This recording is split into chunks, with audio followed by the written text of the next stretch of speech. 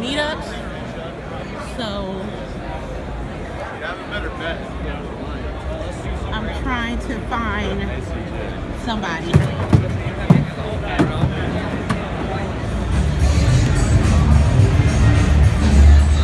I'm trying to find somebody, but they're streaming Rainbow Six Siege.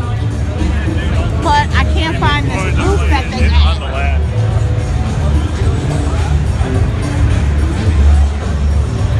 Oh yeah, we can.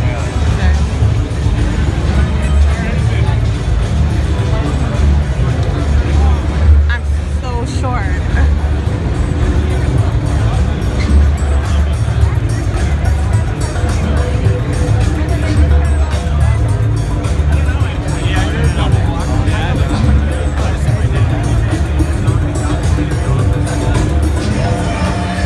I don't even know where to look. I think I've been around this expo floor a few times. I'm trying to find it. Sure?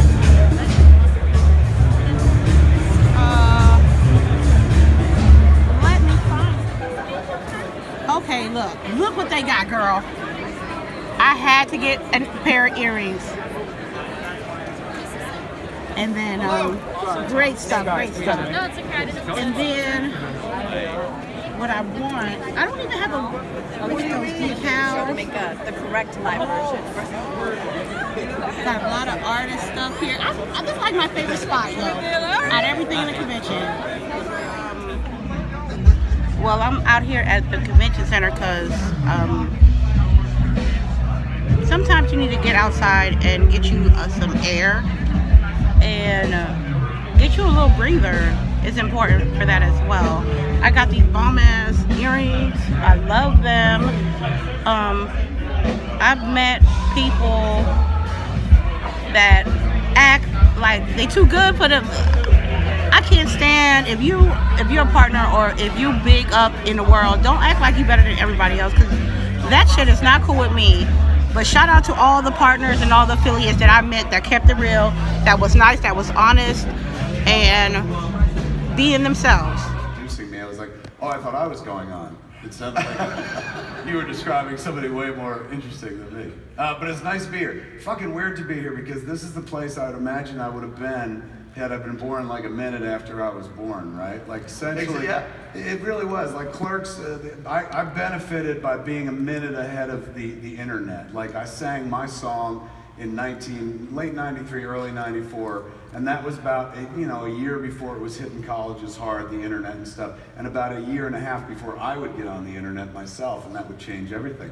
But when I started doing my stuff, when I made Clerks, it was all about like, I don't know how to sing my song, I don't know how to get myself out there, how to tell my story. I'd loved movies my whole life and stuff, loved to sit there and watch them. Never once thought about making them. I was made by people in Hollywood or New York or something like that. And even though I was in New Jersey, which is right next to New York, I'm like, oh, you could never do something like that in New Jersey.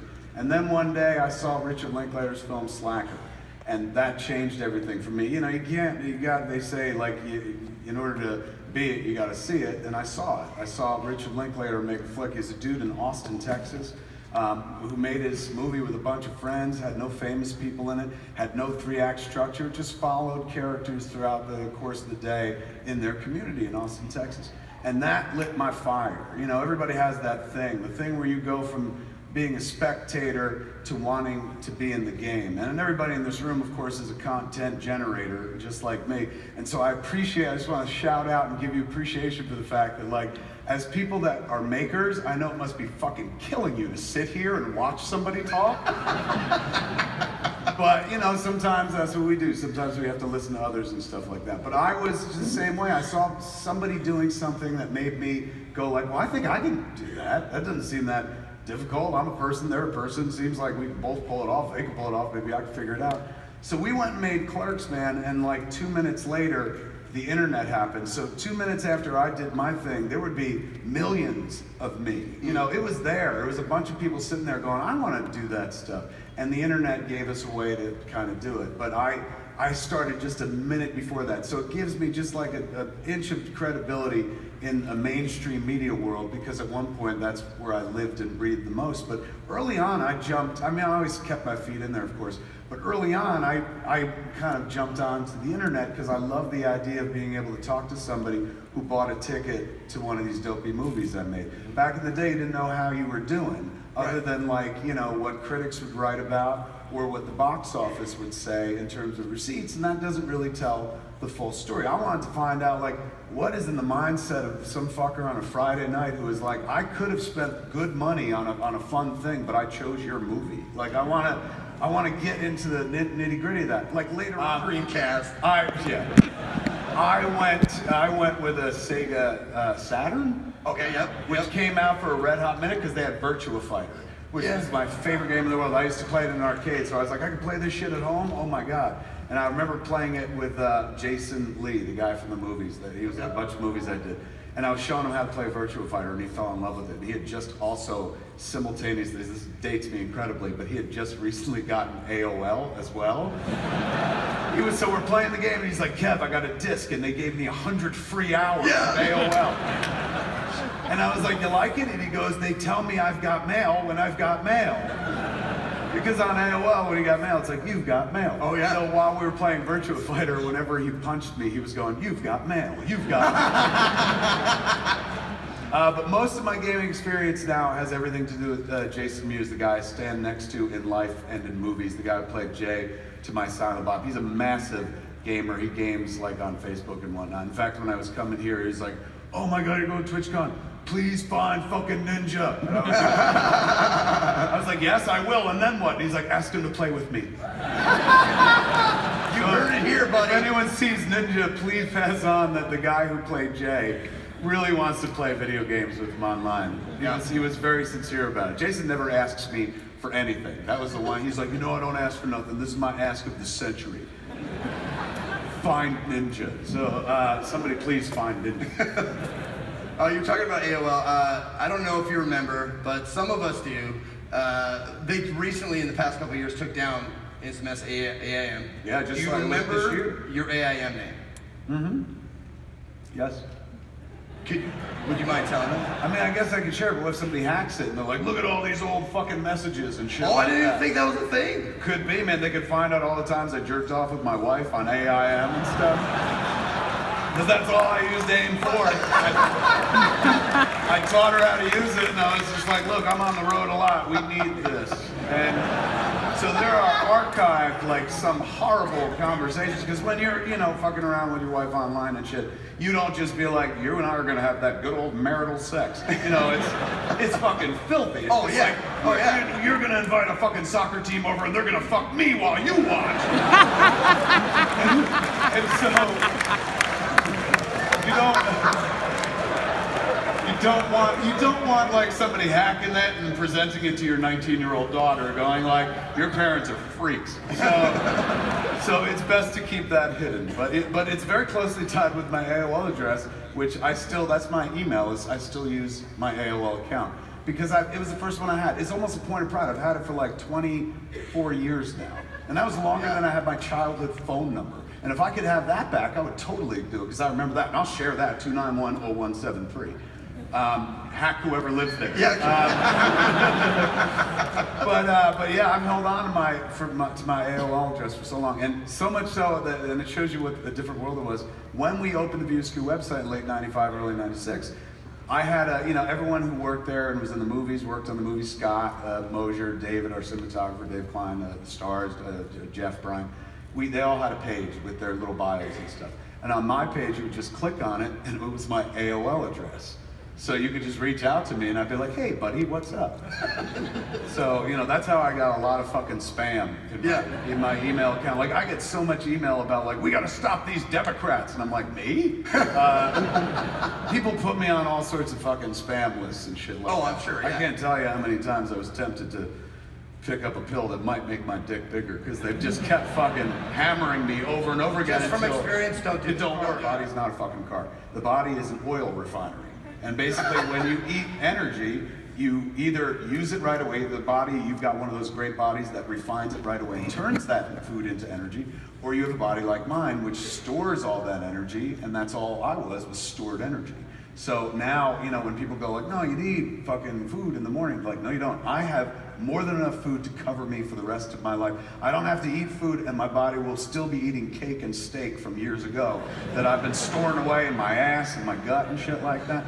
So I've learned that I don't have to eat a breakfast. I try to make it as long into the day as I can, around noonish or 1 o'clock. And I'll eat a good meal. I'll go to Veggie Grill normally, and I'll eat like Mondo Nachos and Beyond Burger, and then I don't really eat for the rest of the day. I'm never hungry. I don't feel deprived and shit like that. Just kind of retrained my thinking, and it really makes me appreciate eating more than I ever did. Like before, it was just an orgy of food of like, I was Jabba the Hutt, just like, give me a girl in a metal bikini. Yes, exactly. A little bit of salacious crumb action. Hey, dude, I'll live under your gut if you can't want. take that job. Jason Mewes has that job.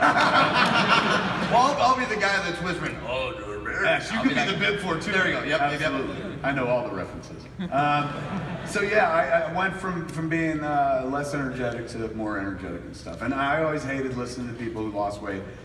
You know, and I'm not pushing on anybody, but if you're interested, that's definitely the easiest way to go. And it won't cost you anything except giving up, you know, some of the food that you like. But I don't miss anything. Like, to this day, I'm not sitting there going, fuck, man, I'd suck dick for some milk. Like, no. I'm fine. Like, I ate so much of it and enjoyed so much of it, like, I'm fine to not have any more. Yeah, that Pulp Fiction line always comes to mind. It's like, the bacon tastes good. Yes. Pork chops taste good. It's true.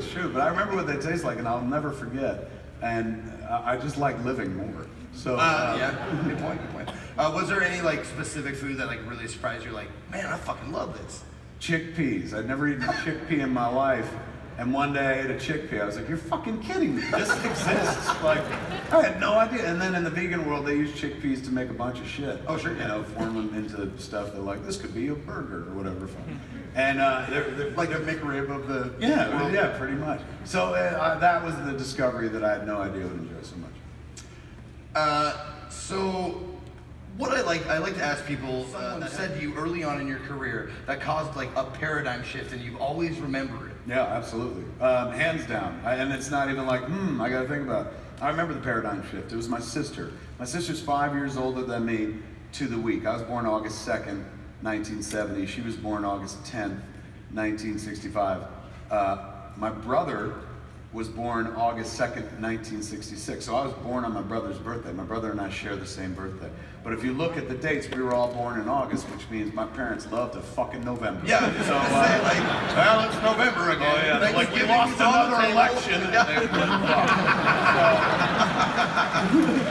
So we were relatively close in age. They were close to each other. They were like Irish twins, they called them, and they hung out and went to school together and stuff. I was the younger baby brother.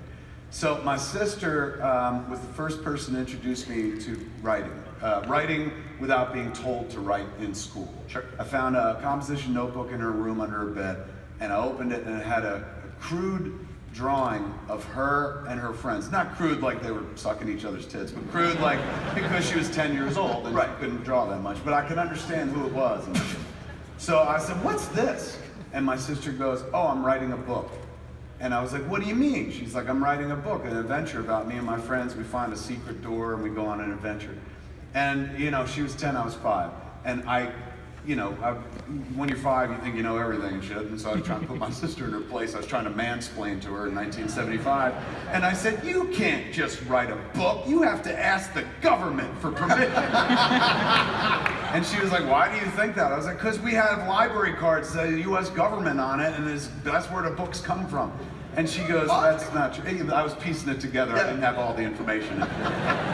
So she goes, "Yes, the books in the library look like the books that you're used to, but like they start as this. Somebody writes them down or they type them, and then one day maybe this book will look like that book in the library." But she goes, "You don't have to ask anybody for permission to write a book or create. If you want to write something, you can just write it. You never have to ask for permission." So I was 5, and that stuck in my head. I was like, all right, like I thought I knew the world. She gave me a new piece of information when I was like, all right, so I could do this book writing if I want to. And I didn't do it at age 5, but at age 13, I wrote my first book, entered a young novel writers competition and wrote a whole fucking book and shit. because she planted the idea. She made me think I could be a writer. I loved Saturday Night Live when it first started airing, and of course even now, but I was, as much as I loved the cast, I was more attracted to the writers, the people that came up with the sketches. I never saw myself as an out front person. Like when I realized that writing was a thing and I realized I could do it, I was like, ooh, that's how I could fit into that world. I could be somebody who writes stuff. Years later, my sister said the most important thing to me that put me on the road to like who I am today. I had seen Slacker, Richard Linklater's Slacker, and I was full of piss and vinegar and shit. And mind you, like if I had seen Slacker now as opposed to then, there was no internet then. Like, so I saw Slacker and it made me want to do what Richard Linklater did. It made me want to make a Slacker, right? So I went toward film. But if the internet had existed, I wouldn't have made a film. I would have gone home and recorded a podcast about how much I loved Slacker and stuff. So on one hand, like, and I don't think that necessarily would have been the worst thing.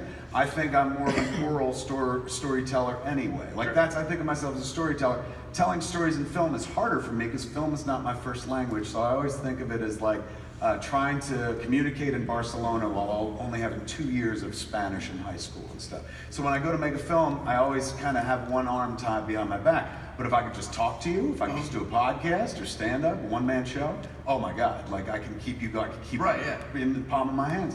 So I found a path in film. I see this film, I'm like, maybe this is something I could do. He made a story about him and his friends in their town, maybe I could do that sort of thing.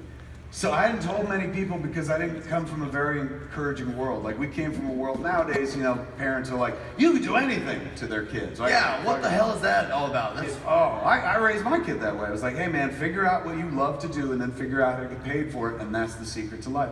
But back when we were kids, they didn't tell us that sort of thing. It was like you go to college and you get a job and fucking blah, blah, blah. Yeah. And my father was like a wonderful guy, but he was not, we didn't come from a very encouraging environment. My father was the kind of guy who's like, see that mountain? Never climb it. Like you will get hurt. Read about others that do that sort of thing. So there was no real encouragement to like go beyond, other than like if you finish high school, go to college. So my sister was one of the only people who, she was always kind of artsy and she went to school and she was the one that told me about writing. So I finally told her, I've been keeping it quiet from everyone else. I didn't want to tell people like that. I think I could be this other thing. Scariest thing in the world to come out in that way. Of course, it's way scarier to come out in the ways that are traditional, but it's scary to come out to any community and tell them that you are something you think you are that they don't realize you are. Yeah. You know, it's a weird moment and stuff. So I was very selective in who I shared it with. And I shared it with my sister. And I said to her, she goes, what have you been up to? I said, I saw this movie Richard Linklater made called Slacker. I went up to New York to see it, which was a big deal. We lived in New Jersey, and New York was only 45 minutes away, but we never really interacted with the city and stuff. And so the fact that we went to see a movie in the city when we had multiplexes right where we lived really said something to my sister. She's like, you went to the city to see a movie? I said, I did. And it was amazing and made me think, I want to be a filmmaker. So I think I want to be a filmmaker. And this is it, my sister's brilliant advice. She goes, great, be a filmmaker. And I was like, yeah, that's what I'm talking about. I want to be a filmmaker. And she goes, yes. So then just be a filmmaker. And I was like, yes, that's what I think. I think we're talking about the same thing. I want to be a filmmaker. She goes, no, just then be a filmmaker. And I was like, what kind of Jedi mind trick is this? And she goes, you're talking about wanting to be, how you're gonna be. She's going, don't be a filmmaker right now. You're a filmmaker, you just haven't made your film yet. With every thought you have, with every breath you take, with every move you make, and all the rest of the Police lyrics, you are a filmmaker. You have to perceive yourself as that before anybody else can do it, man. And it was an early form of like, you know, what is it? Fucking fake it till you make it, essentially. Absolutely. So, you know, she told me that, and I was just like, okay. And you know, I remember walking away from the conversation being like, she's my older sister, so I'm like, what an asshole. Like, fuck it. That sounds like some Tony Robbins bullshit right there, man. Fuck that. So this is self-deluding. But the next day I gave it a shot, because I'm like, you know what? Cost me nothing.